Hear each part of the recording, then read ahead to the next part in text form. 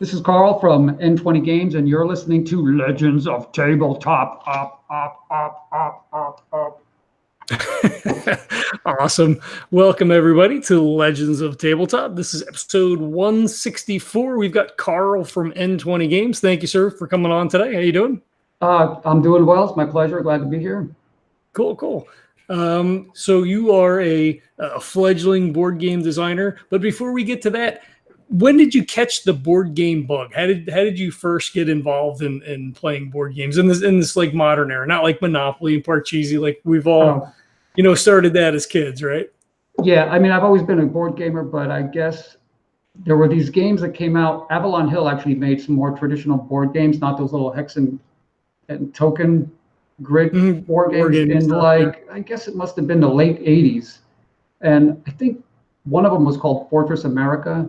But there were like these three big box games. One of them was sort of the ancient Roman Empire. It had these little cities and plastic roads and stuff. For the life of me, I can't remember the name of it, but that's what really got me thinking, oh, I want to make some games like this. And I think that was kind of my entry into the modern board game era. Cool. And you've been playing board games ever since then? Yes. I've been making board games. There's a picture of me when I was 4 years old, and my dad used to bring home these big spools of paper. They were about 2 feet wide, and when they would get to the end, when you would start to see that red strip, he could bring it home from his work. He worked for the New Jersey Highway Commission, and I would roll it out on the floor like 20 foot long strip of paper, and I would just start drawing games on them. So I've just been doing it forever, really. That's cool. And we've got the Jersey connection then, which we found out on Twitter the other day. We're both Jersey boys. Jersey strong. That's right. I like to say our governor can beat up your governor. Well, you could when it was Mr. Christie. But. Yeah, well, now you'd probably just eat the other governor. Let's not get into politics. So. Yeah, we typically don't do that. And so New Jersey's so good, we both left. Yeah, right. Well, I always end up going back, man. It's a black hole. It's a little tiny state, but it's got a lot of gravity. Yeah, since I moved out, I think I've been back a grand total of like 2 times. Oh, really? I've moved all over, and I think it's like, what's that game with the paddle and the rubber ball, and it's got that little bungee string? Oh, yeah. That's like the paddle is New Jersey and the red ball is me, because I keep going as far as I can, and then like I've been to Seattle, Los Angeles, Boston, Florida. I've been all over the place, and I just always end up back in Jersey somehow. All right. Well, we won't hold it against you. All right. Thank you. I appreciate that. Well, you're a North Jersey guy too, right? So Giants and like Knicks and all that stuff, or what? Giants, Yankees. I don't watch. I love to play basketball, but I don't really follow it. But I do follow the Yankees and the Giants, and I'm a tennis fan too. But there actually is that one girl from Fair Lawn, New Jersey. She's doing pretty well on the women's side of tennis right now. But tennis is more like an international sport, so there's not too much Jersey power going on there. Yeah. It almost makes us bitter rivals and enemies because you're a Giants fan. Of course, I'm an Eagles fan because I was from South Jersey. Well, I also lived in Philadelphia. Okay. So I'm a Phillies and an Eagles fan. Well, here's the really weird thing. I'm a Yankees fan, but I'm also a Red Sox fan. Huh. Unless the Red Sox are playing the Yankees, then I just want them to, yeah. And the Yankees crushed in these past 2 games the other day, so I was happy about that. Yeah, I'm excited. The Phillies are doing really good. Yeah, the Phillies were. I went to a couple of Phillies games way back when they had Mike Schmidt, so I got to see him play. And when I lived in Boston, I worked for a law firm, Bingham, Bain and Gould, and that was the law firm that actually represented the Red Sox. So we got free tickets on the third baseline. It was great. And I went to see a couple of games, and one of them they played the White Sox when this guy Carlton Fisk was on the White Sox, and he was a former Red Sox. I mean, Red Sox fans loved him, and they cheered for him when he came out, even though he was on the opposing team. It was kind of cool to see that. Right. Now on Sports Talk. Sports Talk. Yeah. So, when you're playing board games and stuff, do you have a preferred style? Is there anything that kind of meshes with you a little bit more than say some other, you're a co-op guy, or you more competitive? Do you like solitaire games? Where do you stand with all that? I'll play any game. And I think it's more about the people around the table than the game itself. And like I go down to the game shop, and recently I've been playing Azul, that tile matching game. which I love, but I also love Arkham Horror. And those two games are at complete different ends of the spectrum. For But I'll sure. have just as much fun. What I really like is my Jersey crew of game friends. There was a lot of trash talk around the table. I love when you're in a group that knows each other, and you're bitter rivals, but you're also best friends, and the trash talk is just flying. That's where I get really my enjoyment from board gaming. See, that's me. I'm like super competitive, but depending on who you're playing with, like you really have to temper that. Like I did a board gaming group, a meetup group for a little while at my local library. Mm-hmm. To go very low key, teaching Mm-hmm. games like this, how it all goes and all that stuff. But like when I play with my brother and I play with, a guy I work with, I converted him to a board gamer. It's like, F you, I'm going to crush you. Like it's trash talk the whole time. I love it. Yeah, it's beautiful. I love that too. I love competitive games, although I think the influx of cooperative games over the past, say, decade has really kind of changed the mindset of people. I sit around the table and sometimes I watch people who, it's almost like they're offended if you make a move that interferes with their plan. But I grew up with games where the object is to be the last survivor around the table, player elimination, way back when that was still a thing. And that's a real like faux pas, or like don't even have that as part of your game anymore. But I miss it. It was great to knock somebody out and just look at them and say, "Can you go get me another donut? You're not playing." So, and while you're in the kitchen, Right. Yeah, I don't, man, I've done a couple of co-ops. It's just, it's not my thing. I can't really get into that style of game very much. It's okay. Again, it's about people at the table and you're having a good time, and it's a social thing. But yeah, exactly. When you're playing, I want to win. Yeah, I'm with you. I'm an old school gamer, so I like all styles of games. I like cooperative games, but it's also fun to sit around the table and beat up on each other sometimes. Yeah. You have anything that's hitting your table hard these days? Stuff that you're particular game or a bunch of games that you're really into?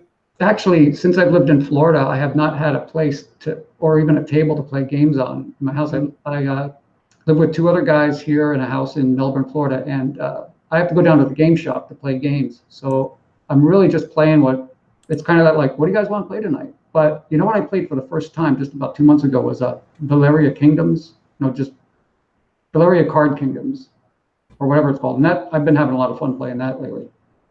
Okay, cool. Yeah, and you have any good shops near where the house is? Actually, there are two really good shops. The one that's closest to me is called Dogs of War. And that's kind of like, it's hard to explain. I call it lived in, because you go in there and there's just stuff all over. There's minis out. People are painting minis in the back room. People are playing all those big Warhammer type war games. I don't play those, but I love to watch them. And I've been playing this game there called Witchborn. The boards for it are actually printed on these rollout vinyl mats that are like 5 feet by 5 feet square.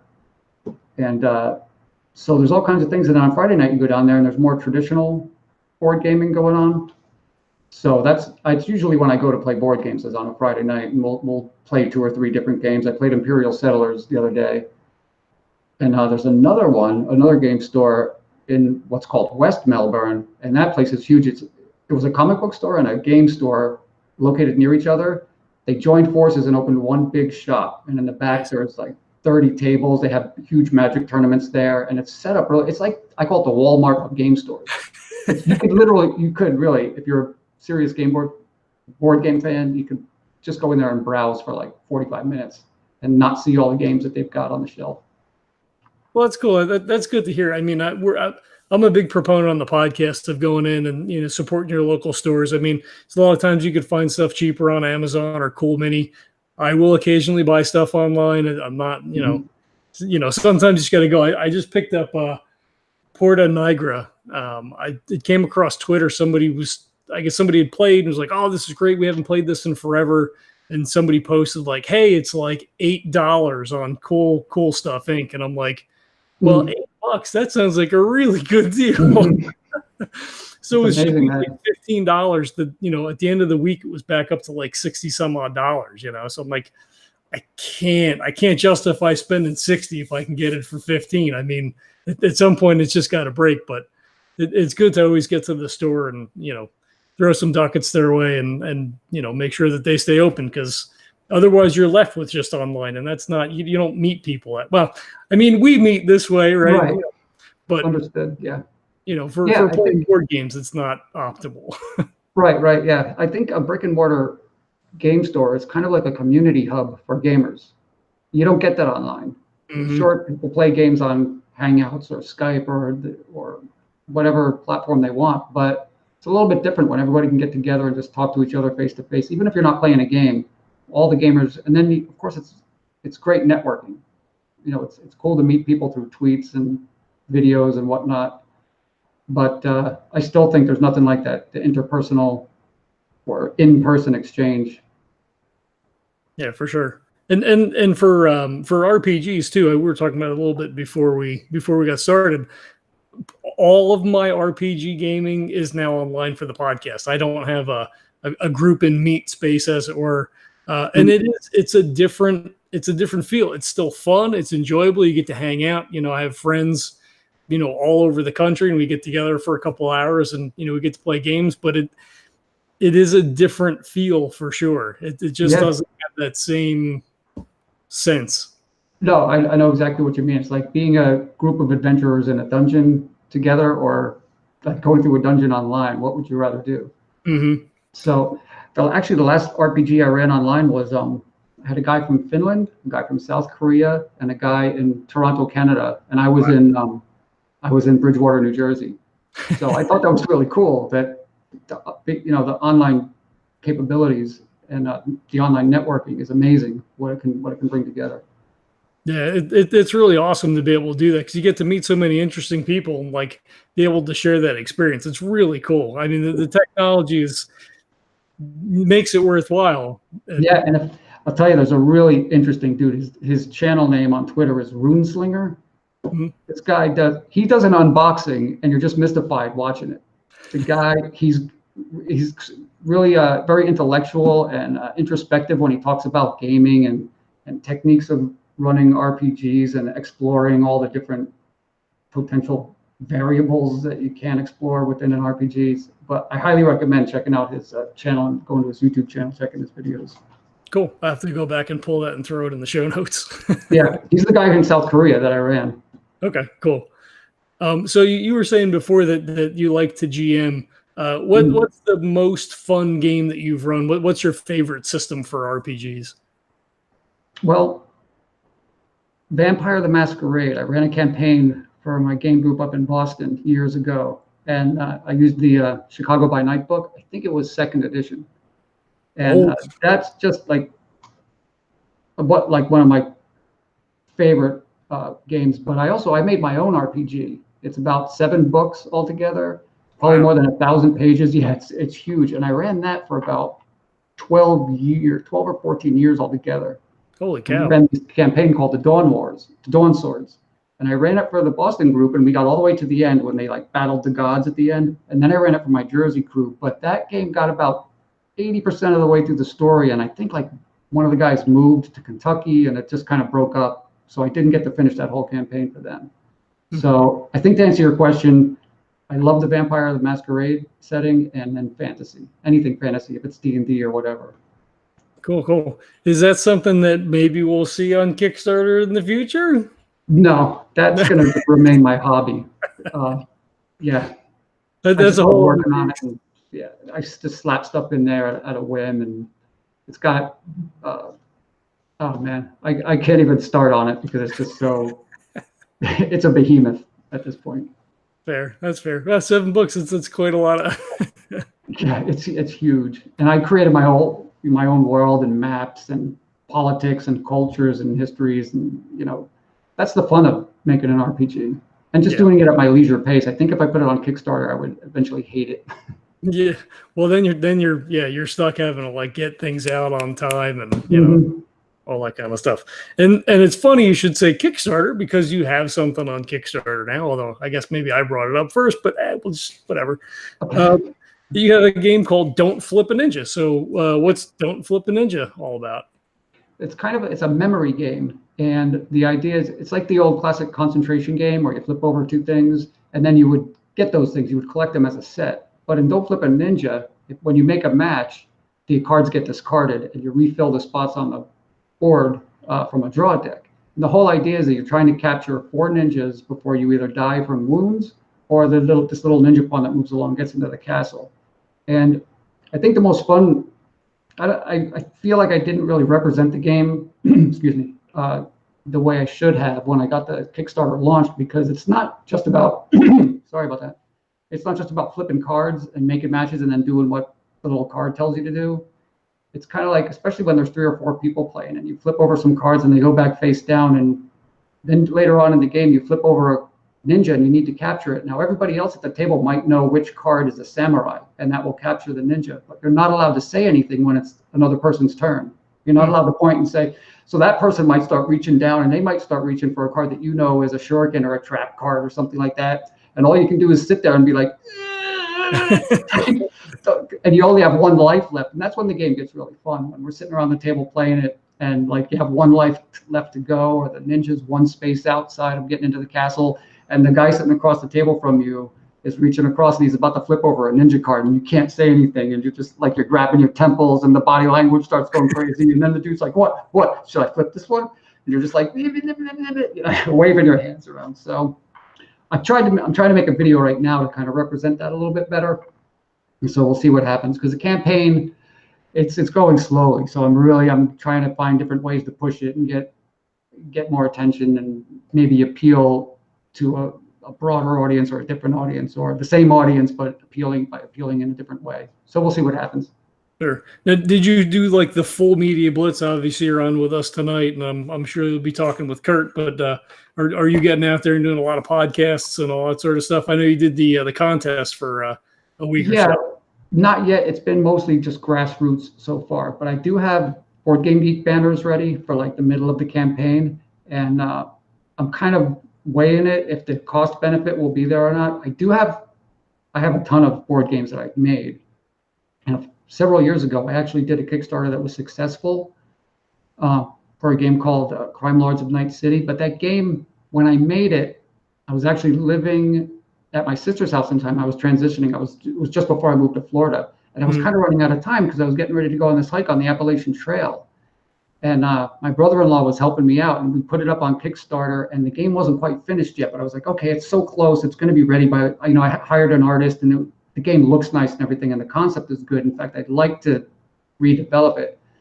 And it was successful, but after it was successful, I just was like, okay, we're going to have to ship this game. I didn't really feel like it was 100% done, but it was completely playable. You take it out of the box, you can play, you can win and lose, and no problems. But it wasn't really as polished. And after that, I felt a little bit disappointed. Like I didn't really deliver what I wanted to deliver. I delivered a playable, functioning game, but I took a few years off of gaming after I hiked, and when I came back to down to Florida, maybe a year and a half or 2, and then I kind of got bit by the bug again. And I've taken all my old board games, and I've got a slate of about 6 in a row that I want to bring to Kickstarter. And Don't Flip a Ninja is just, I figured this will be the first one because I thought it appealed to a broad base. It was inexpensive, very accessible.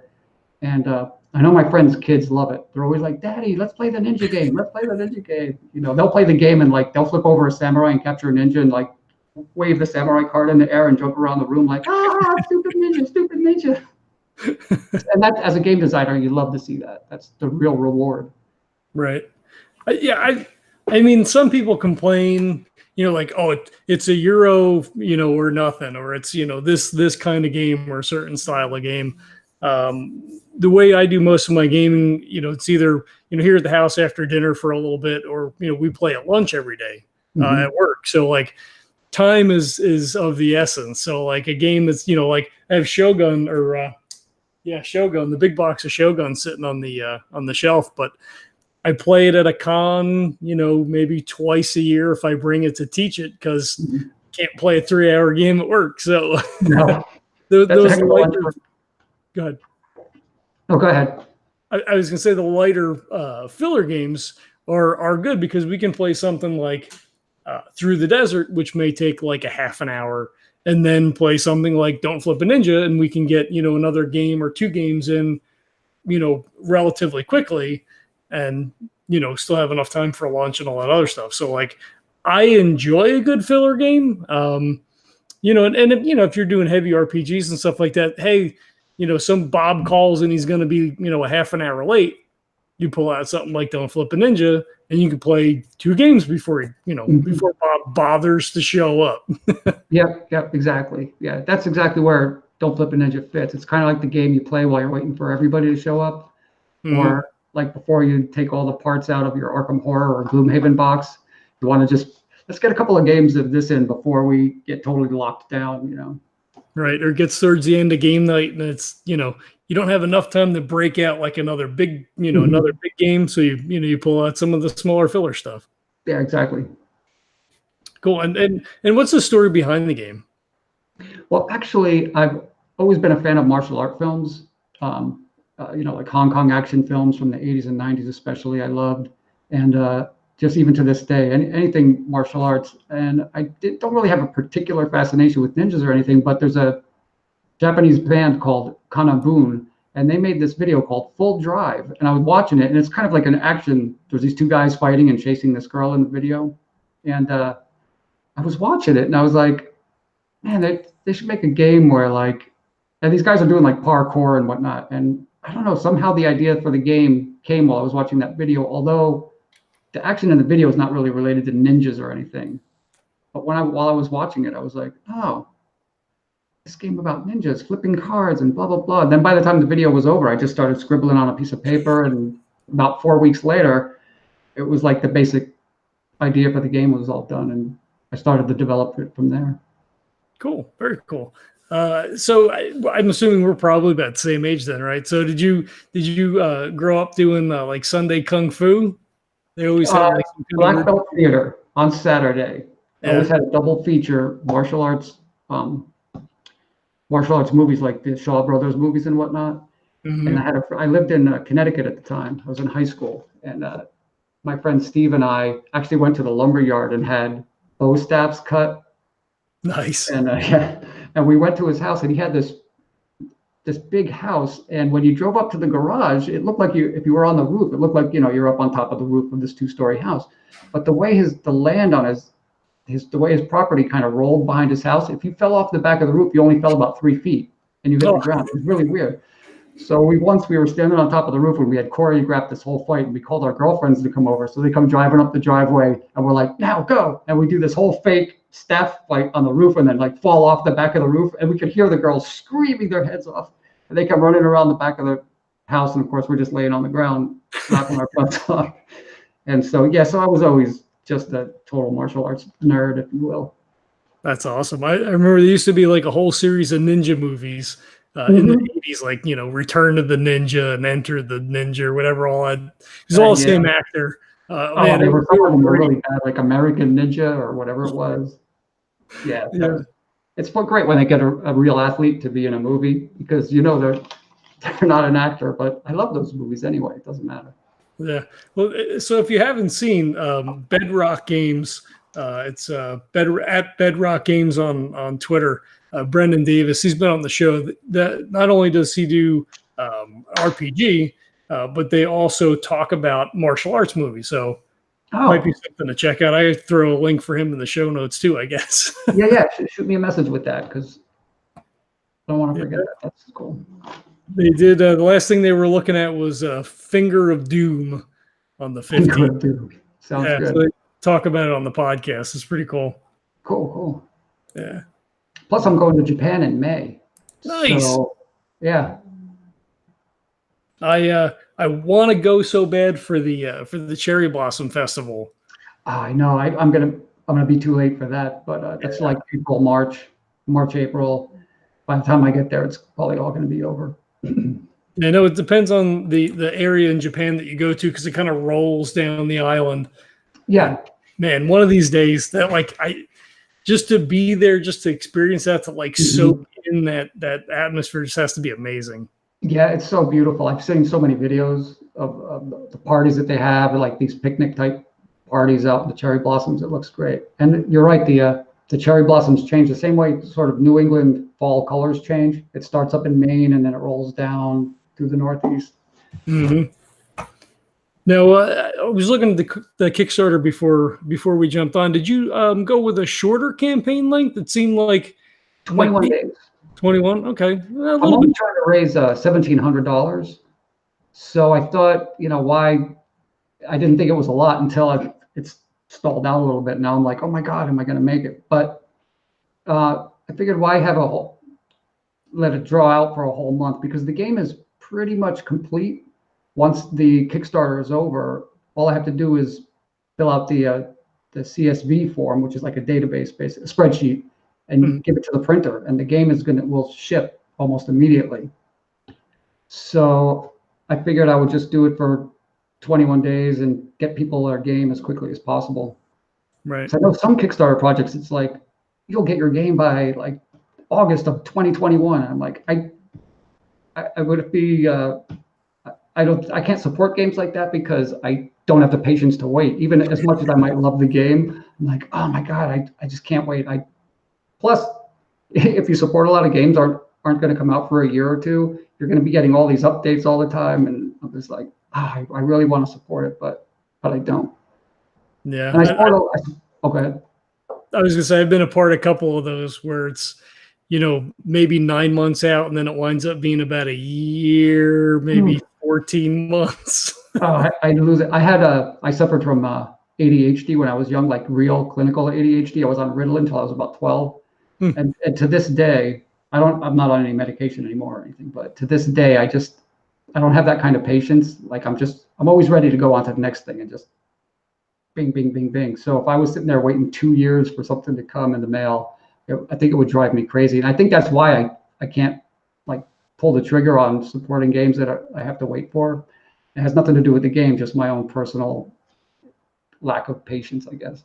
Yeah. Oh, I mean, it is kind of like Christmas. You come home and there's just a box sitting on the porch. You're like, what the hell is that? Oh, crap. I remember I ordered that. Oh, yeah.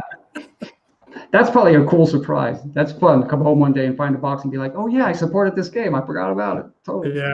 Yeah.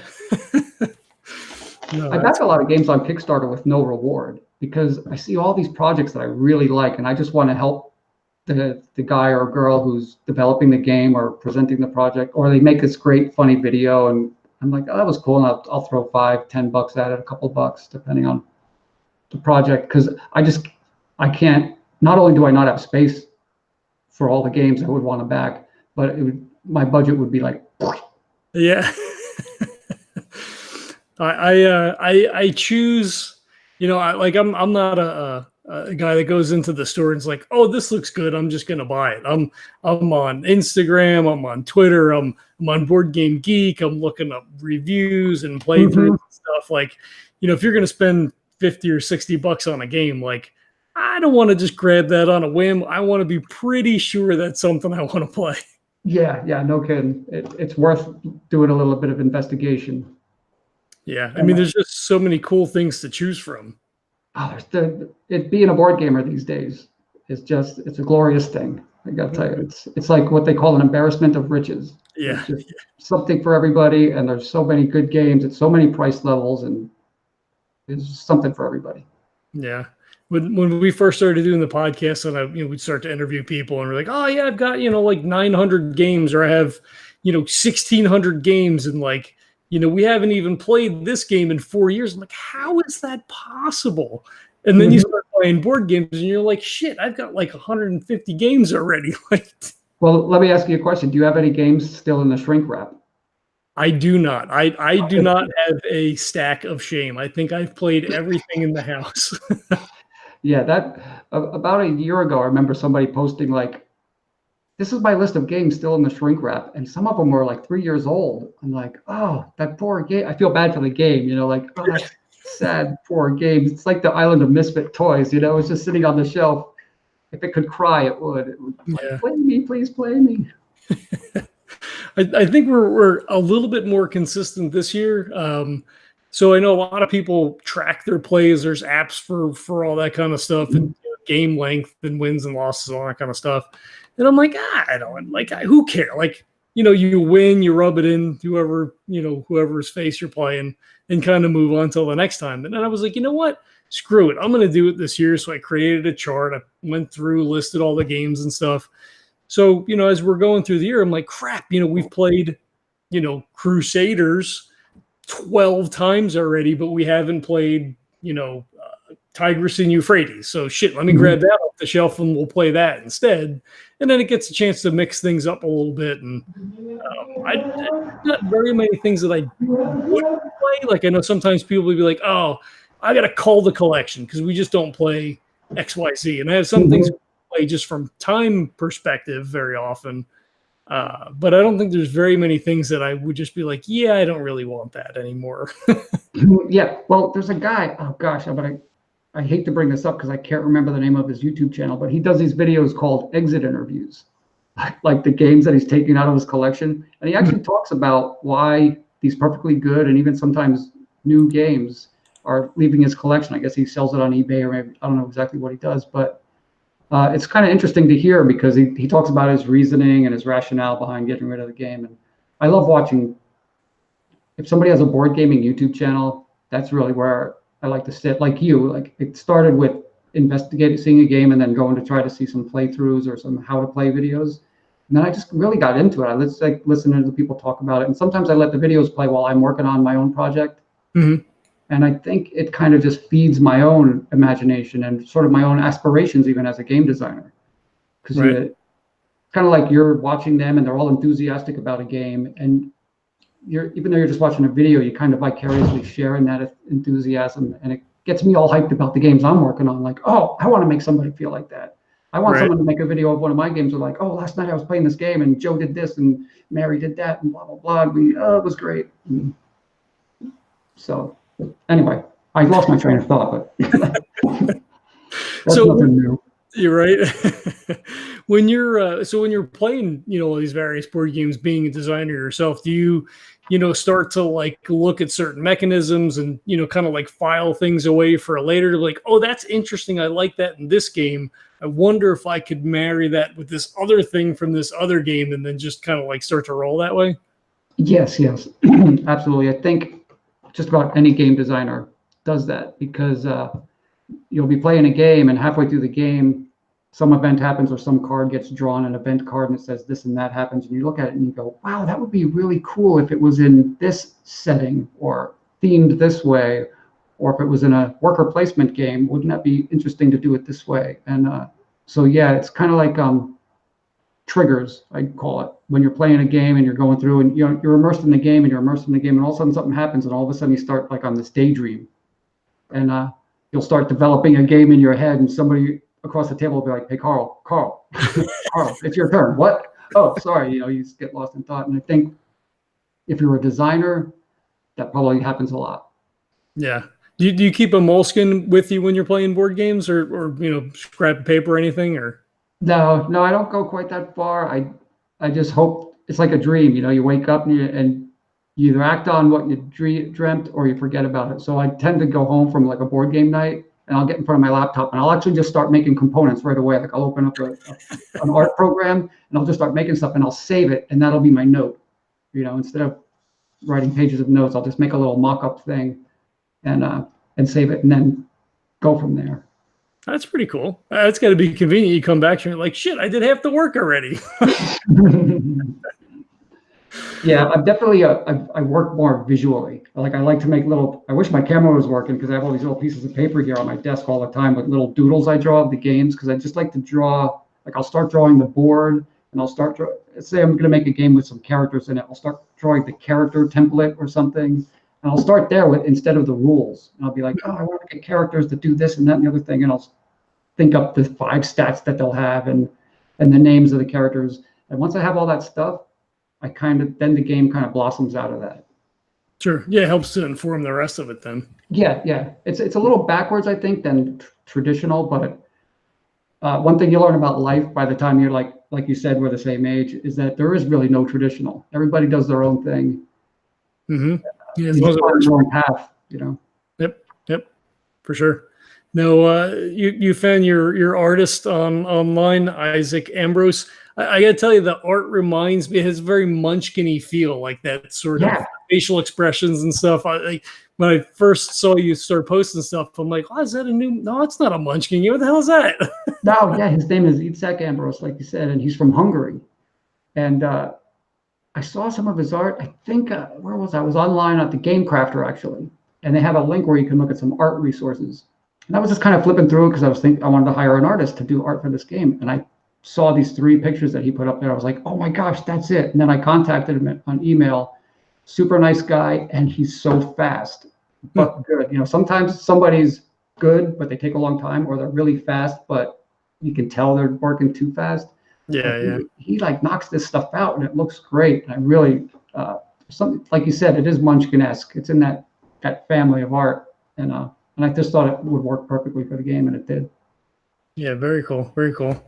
And so you said you had a successfully funded Kickstarter before, but it had been a little while. Was it like a whole like different beast to like jump back into Kickstarter again? I mean, was it something where you're like, oh crap, let me kind of have to start over from scratch and kind of like figure out what's the best day to launch and like all these different aspects of it?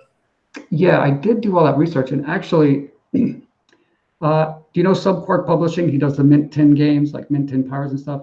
Yep. David Miller he's practically been like my mentor through this. I've really become good friends with him on Twitter, and he is a resource like you can't imagine. He's done a lot of really successful Kickstarters, and he gave me suggestions of things to read and to research, and I've been doing that. And although I did launch on a Monday, and just today he was talking to me about how they say Tuesday or Wednesday is the best day.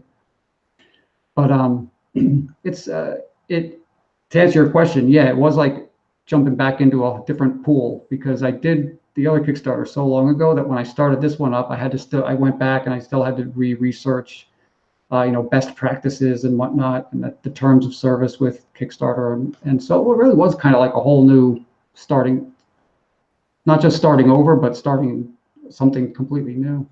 Right. Well, from the time that you probably released the first game till now, there's probably been so many changes just to the to the market, as it were, for through Kickstarter. I mean, there's so many board games and card games and all that stuff on there. It's really, man, it's really cool to be able to be a part of that and just to see and to help people bring their baby to life. And like Don't Flip an Ninja. It's $16. It's free shipping. I mean, it's nothing. I mean, it's just not.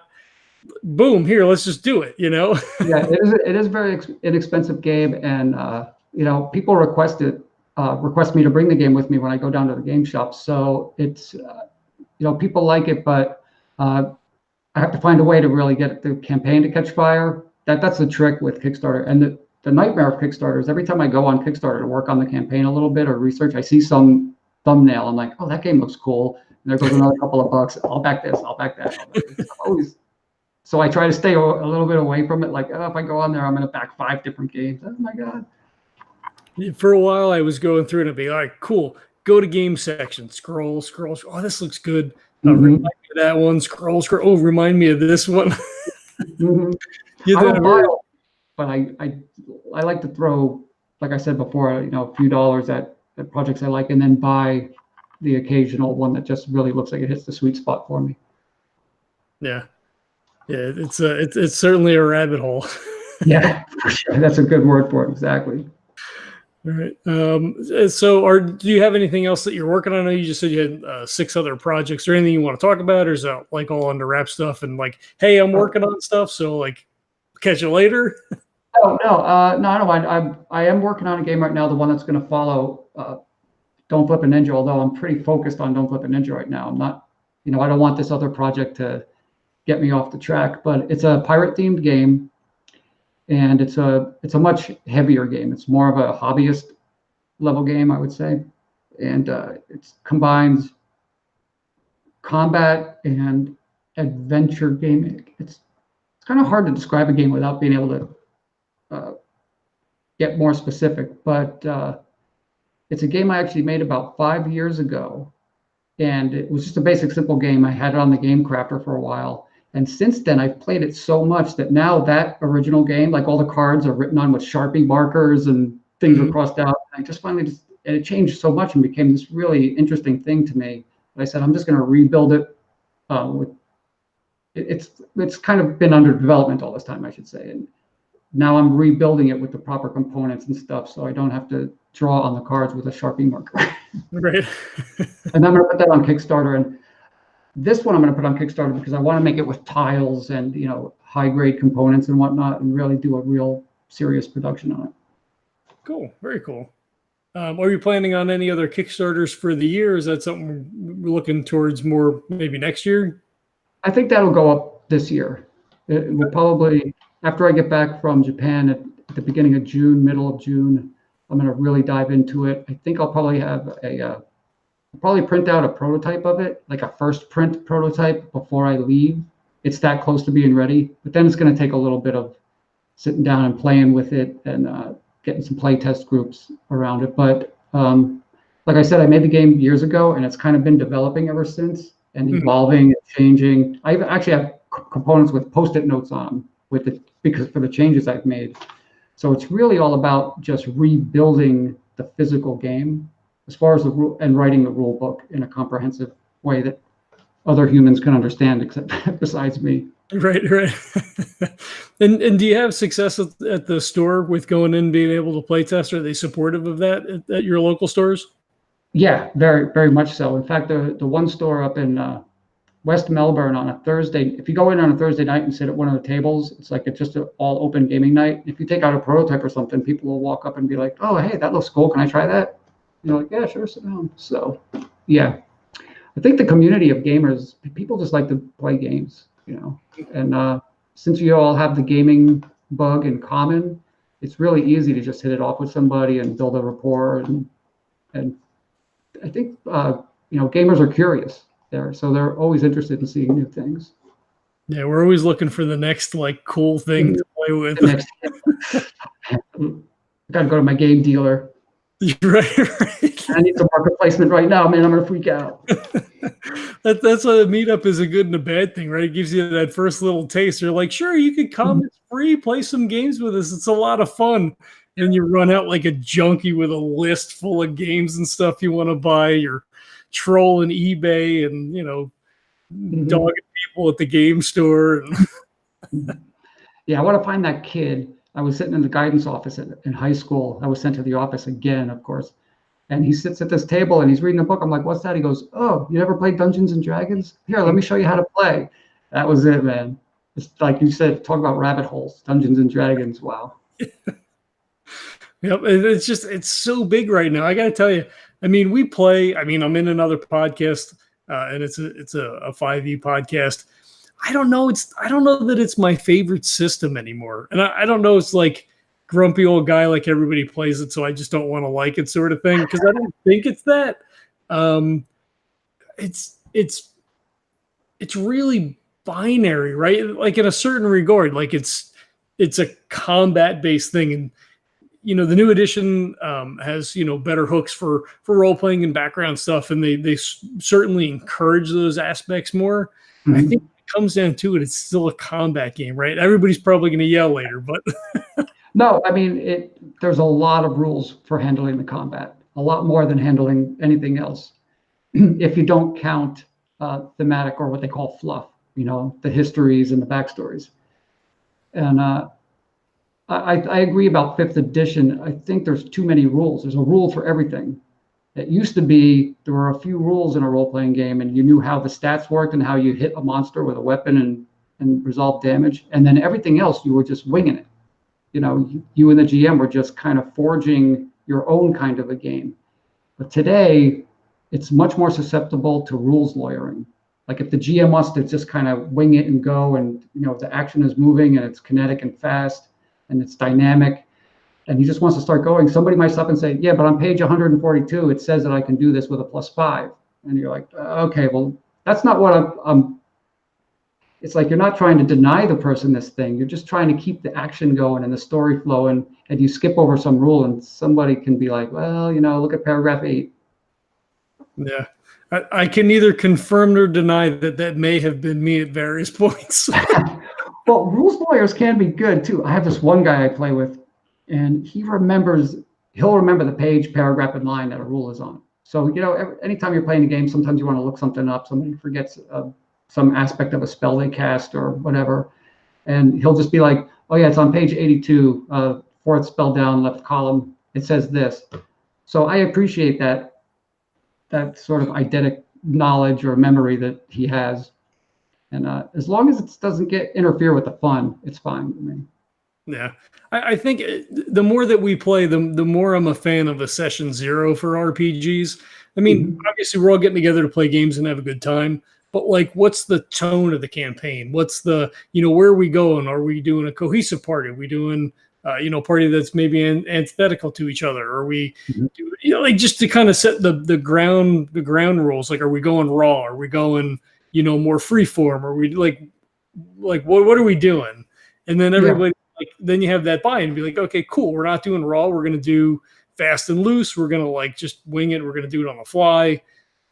Then you can't really complain later because you agreed to that, Right. And today I think they call it the social contract. Have you heard that term? Yeah. Where you set the boundaries and the parameters and expectations and whatnot. And I love that part of the game. Pulling it all together like that. That's great. That's one of the best parts of any campaign, are that first session. It used to be in the old days, somebody would come in, we're playing D&D. Did anybody make a cleric? No, okay, I'm going to be the cleric. Because nobody ever made a cleric. No, right. Anybody make a thief? You made a thief? I like to play the thief. Yeah. Okay, I'll be the cleric, or I'll be this, and then of course, whatchamacallit came out, that the book with the barbarian and the cavalier in it, and I had this one player totally hooked on the cavalier. He just thought it was like the coolest thing ever. And some of those classes were a little bit broken. Like, they'd roll the hit and roll for damage. So how much damage you do? 143. What? You're only third level. What are you talking about? Oh, it's a barbarian. I did 143 damage. Like, yeah. Okay. I can do this and this thing, and then it triggers this ability, so it means I can do this. Yeah. The dragon explodes when I stab it with my dagger. Yeah. Once you after you get out of like the core set, and then the longer that the edition's out and the more and more splat books, it starts to get a little wonky after that. Yeah, every game is a franchise now. I mean, and they have to be, because once the market is saturated with the core books, you have to keep a revenue stream coming in. So you have to keep putting all this stuff out, as superfluous as some of it might seem. Yeah, that's the company has to do that. I don't blame them. Yeah, I mean, it's, if they're not making money, we don't have games to play. I mean, exactly. Unless you're playing your first edition, your second edition, all that stuff that, we treasure, is like, oh, this is, when I started, with second edition, and this is just like the best edition and whatever. Right. Like, just play it. Play all of it. Just give me all of it. It's fine. Yeah. It's like board games with expansions. They're almost built to have expansion material. I've written a lot of screenplays. I've had a couple of them produced, but whenever you pitch a screenplay, when you're done with the pitch, invariably the producer you're talking to will say, okay, so what's the franchise? And they want you to tell them what the next two movies are, even when you're just in the pitch session for the first screenplay. So screenwriters these days have to keep that in mind, because they're going to get asked, so even if it's a drama, so what happens after that? Does he come back from the dead? It's a drama. It's not a zombie movie. It's a drama. Well, you probably thank Star Wars for that, right? I mean, that's like ushers in the era of, big blockbuster and sequels and all that stuff. I mean, I think they were the first real movie to do that. Yeah. I mean, the first movie, it's chapter 4, and the first thing that comes on the screen is chapter 4. So it's like, okay, so where's chapters 1, 2, and 3, and 5, 6, 7, blah, blah, blah. Yeah, well, we won't talk about 1, 2, 3. They weren't that great. Yeah, well, everybody's got their favorite, I guess. I like all of them for one reason or another, but I think the first 3, probably for nostalgic reasons, are still my favorite. Yeah, I mean, I saw Star Wars in the drive-in when it first came out. Like, yeah, me too. But like, they had, characters dressed up as you're driving into the, get your tickets and all that stuff. It's like, wow, this is so cool, Yeah. And I remember, I think I was in 6th grade. I remember my friend, I asked him what he was doing. He says, oh, I'm going to see that movie Star Wars. And I looked at the ad for it in the newspaper, and I was like, this looks so stupid. And then I saw it, and my eyes were probably just pinned wide open the whole time. I was like, oh my gosh, robots. Yeah. But I guess We all suffer from that, right? So like, it's always the first of something is always the best of something, right? I mean, it's the way we're wired, I guess. Yeah, it is rare that it's. If you were to ask me right now, a sequel that's better than an original movie, I probably couldn't tell you off the top of my head. It's just so rare. Empire. Empire was great. Yeah, it was a great movie. Probably The the John best. Wick movies are good. Do you watch the John Wick movies? I haven't. My brother loves them. He's like, oh, I was watching this thing and it's got the kill count and blah blah blah whatever. I'm like, all right. I mean, I guess that's fine. I It's get pretty it. hardcore. It's pretty hardcore. Yeah, it's not for everybody. That's for sure. I have. Go ahead. Oh, go ahead. I have such a hard time taking Reeves seriously, just from the days and like that stoner affect that he has. It's just so hard to picture him as a killer, Yeah, I know what you mean. Be excellent to each other. Bill and Ted. That was a good movie. I remember that when that first. I didn't really like the second one too much, but that first movie was pretty hilarious. Yeah. Oh man. All right, so let's circle back around to Kickstarter stuff. Okay. So for don't flip a ninja, you're gonna have a 4x4 grid. You have 4 life that you have to play with. Each player is going to get a single katana to play with, and as you said, it's a memory based thing. So as you flip cards and make matches or don't make matches. So if you make matches, an action will happen. You'll do a thing. Something will happen. If you make a match, cards flip back down again, and you just have to remember where stuff is at so you can make a good match to do something. Right. That's going to be helpful. There's a separate board that shows the little ninja meeple trying to get to the castle to presumably assassinate someone because, friggin' ninjas. Ninjas. Yeah. And then there's also a ninja jail. So the object is to prevent the ninjas from reaching the castle. And then you also... Your win condition is to capture 4 ninjas and prevent them from, doing their dastardly deeds. Exactly. You summed it up perfectly. You're hired.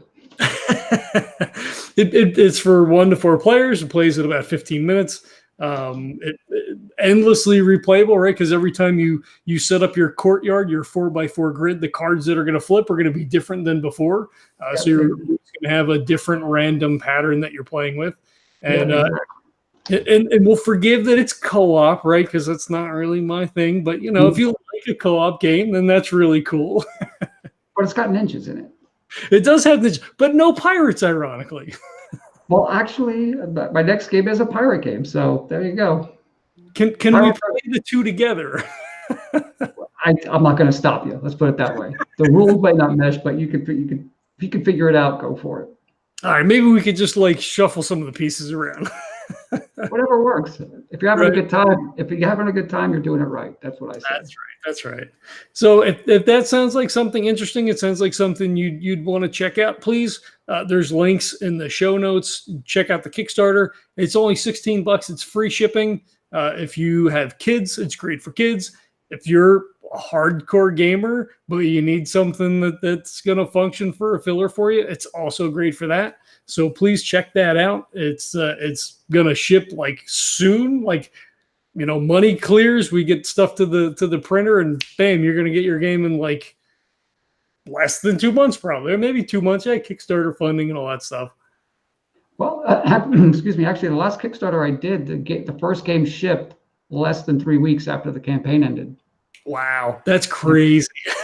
Because I just had to wait for the funds to clear from Kickstarter. It's it's been a few years, but it really only doesn't take very long once it's complete. A couple of days, a week, something like that.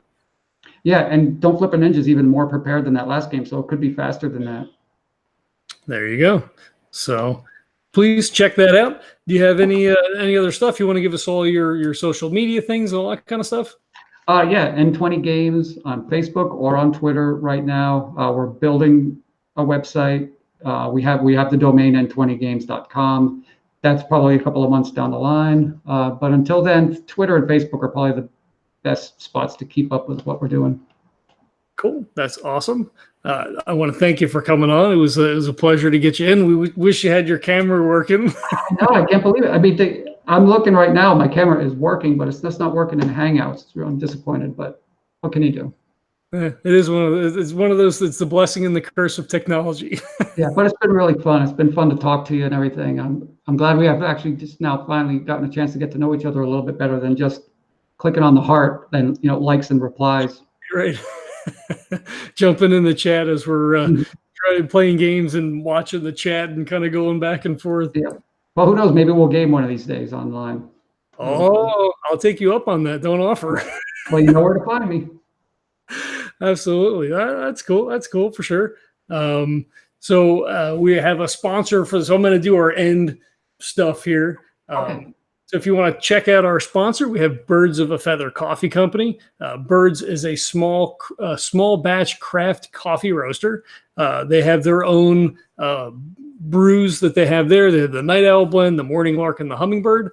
But they also do the Legendary Brew. So if you are a coffee aficionado or have someone in your life that is, please check that out. It's free shipping always. If you use the code LEGENDS10, you're going to get 10% off your order. I think it works on all of the brews, but if you order the Legendary Brew, we get a little bit of a kickback, and it's brewed by our own game master, Neil. You may love him, you may hate him, but he makes awesome coffee. So please check that out. Obviously, you can find us on all of our social media things, Twitter, Facebook, Instagram, all those different things. So we hope that you like, share, subscribe, tell a friend, all that kind of stuff. It's super helpful. Reviews also super helpful. It just helps to boost the algorithms and get us noticed. So we hope that you will do that as well. And again, thanks to Carl for coming on. Obviously, the next time you've got something up, please don't hesitate to reach out and jump on with us again. I won't. I look forward to it. It'll be fun. I had a great time. Thanks. Cool. Thank you. And I want to thank everybody else out there for checking it out. And we'll catch you next time.